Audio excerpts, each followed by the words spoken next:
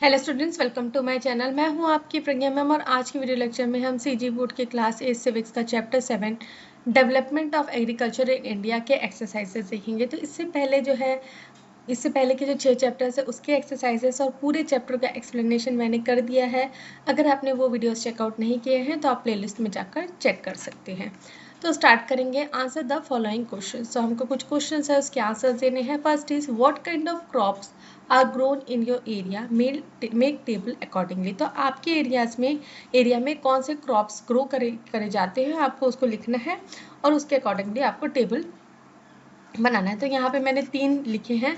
तो सबसे पहले तो है राइस हर ही जगह प्राय छत्तीसगढ़ में हर जगह बोया जाता है। तो ये कौन सा क्रॉप है? खरीफ क्रॉप है। और ये कब बोया जाता है? टाइम ऑफ सोइंग मतलब उसके बोने का टाइम क्या होता है? अर्ली जून टू लेट जून। ठीक है, जून के महीने में इसे बोया जाता है। और कटिंग का टाइम कब होता है? लेट सितंबर से लेके अक्टूबर, मतलब सितंबर का आखिरी जो टाइम रहता है, आखिरी महीना, मतलब आखिरी का जो टाइम रहता है से लेके अक्टूबर तक। नेक्स्ट इज शुगर केन भी अब छत्तीसगढ़ में कई जगह उगाया जाता है। तो इसको उगाने का टाइम होता है फरवरी से मार्च तक और इसको हार्वेस्ट करने का टाइम होता है दिसंबर से जनवरी तक। तो दिसंबर से जनवरी मतलब दिसंबर और उसके बाद जो साल आएगा उसमें जनवरी में। चिकपी मतलब जो चना भी बोया जाता है छत्तीसगढ़ में अक्टूबर से नवंबर के बीच में। और इसको कटिंग का टाइम क्या होता है? फरवरी से मार्च के बीच में। Next is how will large crop production lead to employment, explain. तो हमको ये एक्सप्लेन करना है कि जब क्रॉप प्रोडक्शन बढ़ता है, ठीक है, मतलब उपज बढ़ती है, तो इससे एम्प्लॉयमेंट कैसे इंक्रीज होता है, मतलब रोजगार कैसे बनता है।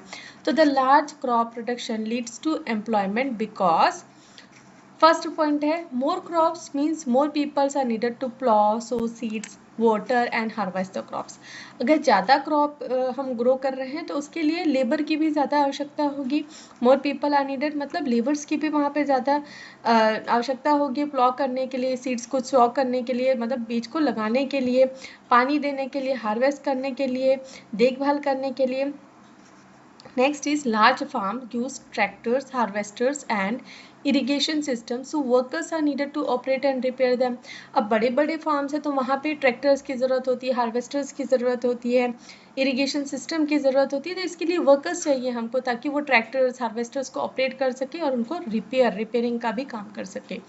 तो next is more crop leads to more demand for seeds, fertilizers and pesticides, creating jobs in shops that sell them. तो ज़्यादा फार्मिंग इससे क्या होगी? सीड्स की डिमांड होगी, फर्टिलाइजर पेस्टिसाइड्स की डिमांड होगी। तो इससे क्या है? जॉब्स, ठीक है, जॉब्स की अपॉर्चुनिटी आएगी ताकि वहाँ पे शॉप्स खुल सके और वो उनको बेच सके। Next is what is the minimum support rate, why minimum support rate was increased for farmers. तो मिनिमम सपोर्ट रेट क्या है, मिनिमम सपोर्ट रेट क्या है और मिनिमम सपोर्ट रेट एसेंशियल क्यों है फार्मर्स के लिए? To provide farmers with right price for their production, government decided to keep minimum support price for them. Minimum support price is that in which they can sell their produce to the society. The government decides the minimum support rates in such a way that they can get their primary cost along with profit. Due to this support price cost, farmers do not have to sell their crops at low cost. तो farmers को right price मिल सके, जो भी उनका उपज है उनको एक राइट प्राइस मिल सके, इसलिए एक मिनिमम सपोर्ट प्राइस रखा गया है। जैसे कि फॉर एग्जांपल राइस का, ठीक है, राइस का एक मिनिमम सपोर्ट प्राइस है फॉर एग्जांपल 100, मतलब वो 100 रुपीज़ में ही उसको बेचेगा, या तो 100 से ज़्यादा में बेच सकता है, उससे कम में वो नहीं बेचेगा उसको। ठीक है, तो minimum support price is that price in which they can sell their produce to the society. ठीक है, और ये मिनिमम सपोर्ट अगर सोसाइटी में बेच रहे हैं तो ये इतने प्राइस में ही बिकना है। तो गवर्नमेंट जो है ये मिनिमम सपोर्ट जो रेट है उसको डिसाइड करके रखता है कि ऐसे डिसाइड करता है कि जो प्राइमरी कॉस्ट है ना, प्राइमरी कॉस्ट है जो फार्मर्स का वो उसको मिल सके, प्राइमरी कॉस्ट जो है जो भी उनका, और उनको प्रॉफिट भी मिल सके। Next is government distributed extra land of zamindars to landless farmers, what changes did it bring about in their lifes. तो गवर्नमेंट ने क्या है, जो एक्स्ट्रा लैंड था जमींदार के पास में उसको क्या किया है, उसको उन्होंने क्या किया, डिस्ट्रीब्यूट कर दिया है। ठीक है, तो डिस्ट्रीब्यूट करने से डिस्ट्रीब्यूट करने से जो छोटे फार्मर्स हैं उनके लाइफ में क्या चेंजेस आए हैं। तो government gave extra land from zamindars to landless farmers which improve their land. तो गवर्नमेंट ने जब ये एक्स्ट्रा लैंड जो जमींदार्स के पास थे उसको लैंडलेस फार्मर्स को दे दिया, तो इससे उनका जो जीवन शैली है उसमें बदलाव आया, सुधार आया। और क्या हुआ, they could now grow their own crops and earn better income. अब भाई उनके पास खुद की जमीन है तो वो अपना खुद के क्रॉप्स उगाएंगे और इससे उनकी इनकम भी बेटर होगी।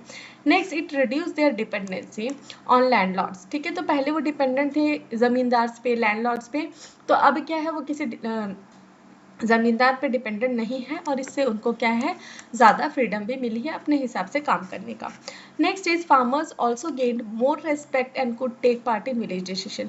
अब भाई खुद की ज़मीन है, खुद उपज लगा रहे हैं, उपज हो रही है, उनकी खुद की उपज हो रही है, खुद वो पैसे कमा रहे हैं, तो उससे क्या है उनको खुद के लिए खुद को भी एक सेल्फ रेस्पेक्ट मिला है और सोसाइटी में मतलब जो गांव में है उस वहाँ पे रेस्पेक्ट मिला है। और अगर गांव में कुछ डिसीजन है तो वो वहाँ पे अपने डिसीजन को रख भी पाते हैं। Next is, it was necessary to make India self-sufficient in grain production by। तो इंडिया को सेल्फ सफिशिएंट बनाने की ज़रूरत क्यों थी ग्रेन प्रोडक्शन में।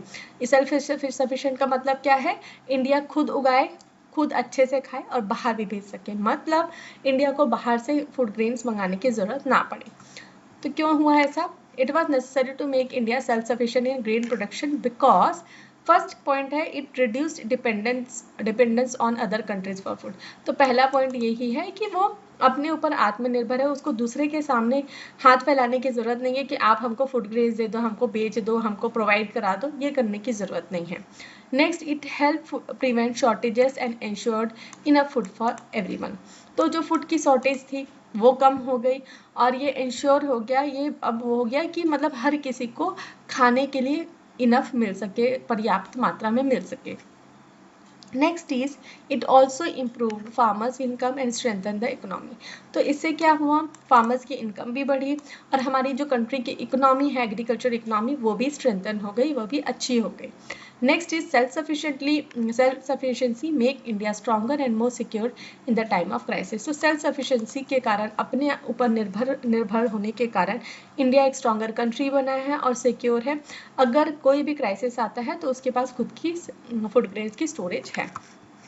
Next is after 1951 what major changes occurred in farming in India.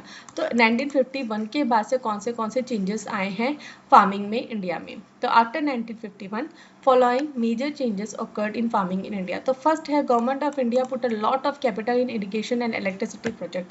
तो सबसे पहला काम गवर्नमेंट ऑफ इंडिया ने क्या किया, उन्होंने बहुत पैसा लगाया इरिगेशन और इलेक्ट्रिसिटी प्रोजेक्ट के लिए ताकि प्रोडक्शन बढ़ सके।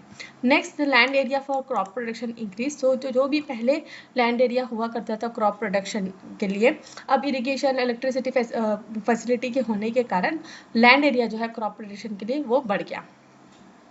Next is there was rise of cultivated land. ठीक है, तो कल्टिवेटेड जो लैंड है वो भी बढ़ गया। Next, green revolution. ठीक है, ग्रीन रेवोल्यूशन भी 1951 के बाद आया। तो इसमें जो है use of high yield seeds, chemical fertilizer and modern irrigation increased crop production. तो इससे भी क्या है, क्रॉप प्रोडक्शन इंक्रीज हुआ। Next is what has changed in agriculture before and after green revolution, explain it. तो एग्रीकल्चर में green revolution के पहले और बाद में क्या चेंजेस आए वो हमको लिखना है। तो पहले ग्रीन रेवोल्यूशन के पहले और ग्रीन रेवोल्यूशन के बाद में। तो सीड्स के हम लोग एस्पेक्ट्स भी देखते जाएंगे कि किस किस मैटर में हम लोग यहाँ पे डिस्कस कर रहे हैं। तो सबसे पहले हम लोग सीड्स को देखेंगे। तो पहले ग्रीन रेवोल्यूशन के पहले traditional low quality seeds use हुआ करते थे और ग्रीन रेवोल्यूशन के बाद में HYV high yield variety of seeds क्या है इंट्रोड्यूस किया गया, वो अब किसान जो है बीज यूज करने लगे। Next is fertilisers. फर्टिलाइजर कौन से यूज होते थे, ग्रीन रेवोल्यूशन से पहले नेचुरल मैन्योर यूज किया जाता था। नेचुरल मैन्योर मतलब काउ डंग हो गया, और उसके बाद जो है केमिकल फर्टिलाइजर्स यूज होने लगे ग्रीन रेवोल्यूशन के बाद में। इरिगेशन फैसिलिटीज क्या थी, तो ग्रीन रेवोल्यूशन के पहले मानसून पे डिपेंडेंट थे, ठीक है, एग्रीकल्चर प्रोजेक्ट्स के लिए। और आफ्टर ग्रीन रेवोल्यूशन जो है कैनाल्स हो गए, ट्यूबवेल से हो गए, इरिगेशन सिस्टम डेवलप हो गए। Next is technology. टेक्नोलॉजी में क्या चेंजेस आए, तो ग्रीन रेवोल्यूशन के पहले ट्रेडिशनल टूल्स जो है प्लॉस और बुलेट्स ये सब यूज हुआ करते थे, और ग्रीन रेवोल्यूशन के आने के बाद ट्रैक्टर्स, हार्वेस्टर और मॉडर्न मशीन्स यूज होने लगे। Next is crop production. Low और अनसर्टन यील्ड्स हुए क्रॉप प्रोडक्शन के लिए, है ना, जब ग्रीन रेवोल्यूशन से पहले, और ग्रीन रेवोल्यूशन के बाद में हायर, ठीक है, क्रॉप प्रोडक्शन बढ़ा और एक स्टेबल क्रॉप प्रोडक्शन होने लगा। Next is what problems did farmers of Punjab and Haryana have to face regarding environment. तो फार्मर्स जो हैं पंजाब और हरियाणा को पंजाब और हरियाणा के जो फार्मर्स हैं उनको क्या प्रॉब्लम फेस होने लगी एनवायरमेंट को लेके आफ्टर ग्रीन रेवोल्यूशन। तो problem farmers of Punjab and Haryana have to face regarding environment are, तो सबसे पहले जो है प्रॉब्लम ऑफ वाटर स्कैरसिटी। अब भाई क्रॉप प्रोडक्शन के लिए पानी बहुत ज़्यादा यूज होने लगा, ट्यूबवेल्स बहुत आ गए, तो इससे क्या है पानी की कमी होने लगी। तो main source of irrigation was tubewell in which underground water was used. As the number of tube wells increased every year, the ground water level decreased. तो जो ट्यूब वेल्स की संख्या बढ़ती जा रही थी, तो इससे क्या है ग्राउंड वाटर लेवल जो है वो डिक्रीज होते जा रहा था। Next is loss in soil fertility. Heavy use of fertilizers on soil make the microorganisms die, and when some of these nutritive helpful substance die, it destroy the fertility of the soil. Due to scientific improvidence and unbalance of chemical compound in soil, fertility of soil was destroyed. तो heavy use of fertilizer का बहुत ज़्यादा use होने लगा soil पे, तो इससे क्या है जो माइक्रो ऑर्गेनिजम्स है सॉइल में वो मरने लग गए, तो इससे जो न्यूट्रिटिव वैल्यू होती है सॉइल की सब्सटेंस की वो डाई होने लगी, तो इससे क्या है फर्टिलिटी जो है सॉइल की वो कम होने लग गई। और इस केमिकल कंपाउंड्स सॉइल में होने के कारण जो साइंटिफिक इम्प्रोविडेंस होता है सॉइल में वो डिक्रीज होने लगा, तो फर्टिलिटी जो है सॉइल की वो डिक्रीज होने लगी। Next is why new methods of farming requires large quantity of chemical fertilizers, why what are its disadvantage when used in excess. तो जो नई मेथड है फार्मिंग की उसमें क्यों केमिकल फर्टिलाइजर्स का यूज हमको ज़्यादा करना है और इसके डिसएडवांटेजेस क्या है। तो new farming methods such as the use of high yield variety seeds require large quantity of chemical fertilizers. तो जो new farming methods है उसमें high yielding variety seeds की use होने लगी, तो इससे क्या है जो उसमें बहुत सारी chemical fertilizers का use करना पड़ता था, क्योंकि crop production ये जो है high yielding variety of seeds, इसमें केमिकल फर्टिलाइजर्स का यूज ज़्यादा ही होने लगा। तो दिस फर्टिलाइजर्स, ठीक है, ये फर्टिलाइजर क्या हेल्प करते थे फास्टर और हायर क्रॉप ग्रोथ, और इससे क्या है प्रोडक्टिविटी जो है वो इंक्रीज होती है। तो डिसएडवांटेज क्या है केमिकल फर्टिलाइजर्स का, heavy use of fertilizers on soil make the micro organism die, when some of this nutritive helpful substance die it destroy the fertility of soil. जैसे कि हमने पहले देखा कि जो केमिकल फर्टिलाइजर सॉइल में डालने से जो माइक्रो ऑर्गेनिजम्स है जो नेचुरली जो है सॉइल की फर्टिलिटी मेंटेन करते वो क्या हो गए मरने लग गए, तो इससे क्या है जो न्यूट्रिटिव सब्सटेंस है वो डाई होने लग गया, इससे जो है एट लास्ट फर्टिलिटी जो है सॉइल की वो डिक्रीज होने लग गई। Next is what are the methods to make soil fertile. तो सॉइल फर्टाइल में करने के मेथड्स क्या क्या हैं। तो methods to make soil fertile are, सबसे पहले जो है क्रॉप रोटेशन होता है, तो growing different crops in cycle help maintain soil nutrients. तो सॉइल न्यूट्रिएंट्स को मेंटेन करने के लिए डिफरेंट क्रॉप्स उगाए जाते हैं, जैसे राइस उगाया उसके बाद उसी फील्ड में जो है पीनट्स उगा दिए, तो इससे क्या है फर्टिलिटी जो है सॉइल की वो मेंटेन रहती है। Next is organic manure and compost. तो adding natural fertilisers like cow dung and compost enriches the soil. तो नेचुरल फर्टिलाइजर्स यूज करके सॉइल की फर्टिलिटी इंक्रीज कर सकते हैं। नेक्स्ट इज ग्रीन मैन्योर, ठीक है, planting specific crops and ploughing them back into the soil improves its quality. तो कुछ स्पेसिफिक प्लांट्स हम वहाँ पे ग्रो करते हैं और उन्हीं को ही प्लॉ के यूज से फिर से जमीन में गड़ जाता है, तो इससे भी सॉइल की क्वालिटी इंप्रूव होती है।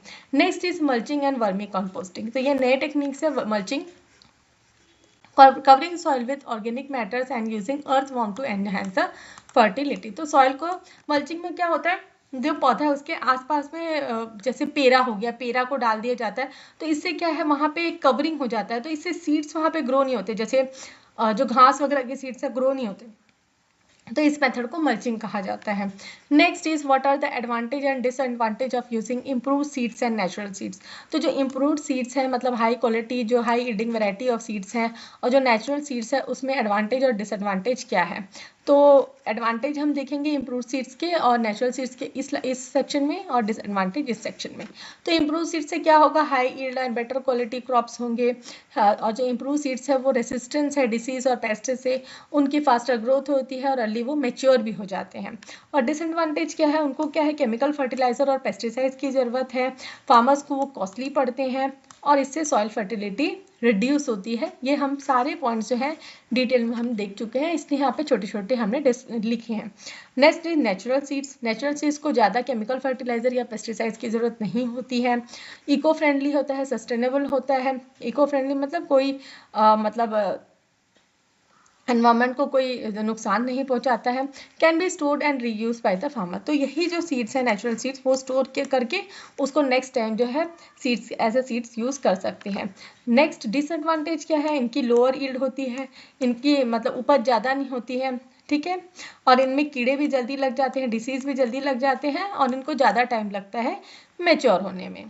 Next is from where do you get money to fulfil the daily needs of your family. तो आप अपने घर में मतलब आपके डेली नीड्स कैसे पूरे होते हैं। तो जैसे हमारे घर में हमें एज एन एम्प्लॉय एक प्राइवेट फर्म में काम करते हैं, तो हमारे डेली नीड्स ऐसे पूरे होते हैं। अगर आप फार्मिंग करते हो तो आप फार्मिंग से रिलेटेड लिख सकते हैं, अगर आपका खुद का पर्सनल बिजनेस है तो आप बिजनेस से रिलेटेड लिख सकते हैं। Next is what plans have been made by government for the welfare of the farmer. तो कुछ प्लान्स के नाम गवर्नमेंट के जो स्कीम्स चलते हैं उसके हमको लिखना है। तो सबसे पहला है पीएम किसान, ठीक है। तो पीएम किसान में प्रधानमंत्री किसान सम्मान निधि, ठीक है। तो ये क्या प्रोवाइड करते हैं, फाइनेंशियल सपोर्ट प्रोवाइड करते हैं स्मॉल और मार्जिनल फार्मर्स में। इस में किसान क्रेडिट कार्ड हो गया, offer easy loan to farmer for farming expenses, इसमें फार्मर्स को लोन मिल जाता है। पीएम फसल बीमा योजना, तो क्रॉप इंश्योरेंस मिलता है ताकि अगर जो किसान की फसल है वो खराब हो जाती है किसी नेचुरल डिजास्टर के कारण, तो उनको बाहर जाना मिल सके। तो सॉइल हेल्थ कार्ड स्कीम है ना, तो हेल्प फार्मर्स है उनको हेल्प कर सके कि सॉइल की क्वालिटी कैसी है, तो ये वो कर सकते हैं। और राइट फर्टिलाइजर कौन से यूज़ करना है, तो यही सॉइल हेल्थ कार्ड स्कीम वो यूज़ कर सकते हैं। एंड पीएम कृषि सिंचाई योजना, ठीक है। तो ये सिंचाई योजना जो है वो इरिगेशन और वाटर सेविंग टेक्निक्स को बताते हैं किसान को। तो ये 5 है, इनमें से आप कोई भी 3 लिख सकते हैं, ज़्यादा अपने को करने की ज़रूरत नहीं है, ठीक है। तो यहाँ पे ये चैप्टर भी हमारा कंप्लीट होता है। मैं आशा करती हूँ कि क्वेश्चन आंसर आपको समझ में आए होंगे। अगर क्वेश्चन आंसर ये जो वीडियो है आपको पसंद आया तो लाइक शेयर करें, कमेंट करके बताएं कि वीडियो कैसा लगा। अगर मेरे वीडियोस आपको पसंद आते हैं तो वीडियो को शेयर करें अपने फ्रेंड्स के साथ में, और चैनल को भी सब्सक्राइब कर लीजिए, बेल नोटिफिकेशन को भी ऑन कर लीजिए ताकि जब भी मैं नए वीडियोस डालूँ तो आपको नोटिफिकेशन मिल सके। Thanks for watching.